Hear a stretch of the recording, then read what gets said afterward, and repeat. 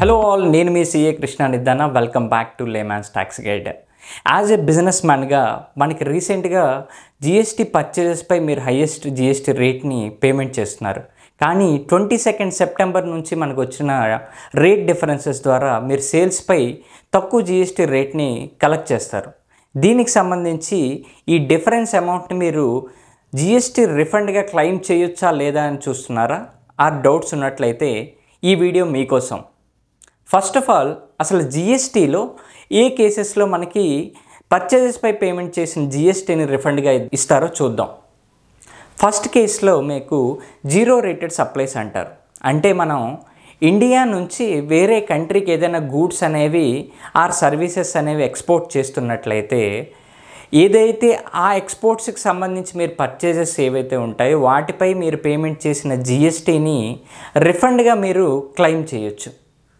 అలానే మనకి ఎస్సీజెడ్ యూనిట్స్కి సంబంధించి కూడా, అంటే స్పెషల్ ఎకనామిక్ జోన్స్ అంటారు. ఈ స్పెషల్ ఎకనామిక్ జోన్స్కి కూడా మీరు ఏదైనా గూడ్స్ ఆర్ సర్వీసెస్ అనేవి సేల్ ఆర్ సప్లై చేస్తున్నట్లయితే దానికి సంబంధించి కూడా మీరు జిఎస్టీని రిఫండ్గా క్లెయిమ్ చేయొచ్చు. సెకండ్ కేసులో ఇన్వర్టెడ్ డ్యూటీ స్ట్రక్చర్ అంటారు. అంటే మీరు ఏదైతే రా మెటీరియల్ పర్చేజ్ చేస్తున్నారో ఆ రా మెటీరియల్ మీద జిఎస్టీ అనేది హయ్యెస్ట్ ట్యాక్స్ రేట్లో ఉంటుంది.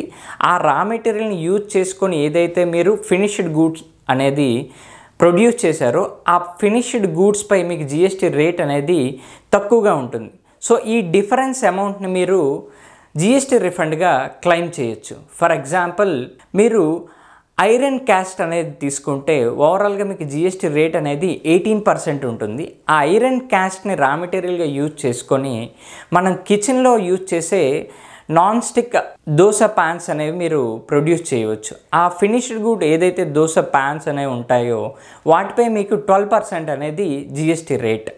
సో ఈ డిఫరెన్స్ ఆఫ్ 6% జిఎస్టీని మీరు జిఎస్టీ రిఫండ్గా క్లెయిమ్ చేయొచ్చు. ఇప్పుడు మన విషయానికి వస్తే, ఈ 22 ముందు ఏదైతే మీరు పర్చేజెస్ చేశారో ఆ పర్చేజెస్ అనేవి ఓవరాల్గా సేమ్ గుడ్ని మీరు 22 తర్వాత లోయర్ ట్యాక్స్ రేట్కి మీరు సేల్ చేస్తారు. ఈ సినారియోలో మనం ఎటువంటి ప్రాసెసింగ్ అనేది ఆ గూడ్స్పై అనేది చెయ్యం. కాబట్టి it is not comes under inverted duty structure. Even though మనకి పర్చేజెస్ అనేవి హైయెస్ట్ రేట్లో ఉన్నా ఆర్ఎల్ సేల్స్ అనేవి లోయెస్ట్ రేట్లో ఉన్నా సరే. కాబట్టి మీకు ఇన్వర్టెడ్ డ్యూటీ స్ట్రక్చర్లో రాకపోవడం ద్వారా మీకు ఈ డిఫరెన్స్ అమౌంట్ని ఎప్పటికీ మీరు జిఎస్టీ రిఫండ్గా క్లెయిమ్ చేయలేరు. కానీ మీరు ఏదైతే ఎక్సెస్ పేమెంట్ చేశారో పర్చేజెస్పై దాన్ని మీరు ఫ్యూచర్లో చేయబోయే సేల్స్పై ఉండే జిఎస్టీ లైబిలిటీకి ఎగ్నెస్ట్గా ఇన్పుట్ ట్యాక్స్ క్రెడిట్ రూపంలో బెనిఫిట్ అనేది తీసుకోవచ్చు. దీనికి సంబంధించి మీకు స్టిల్ డౌట్స్ ఉన్నట్లయితే please comment in the video link below. ఈ వీడియో మీకు యూస్ఫుల్ అయినట్లయితే please like, share and subscribe my channel. Thank you all.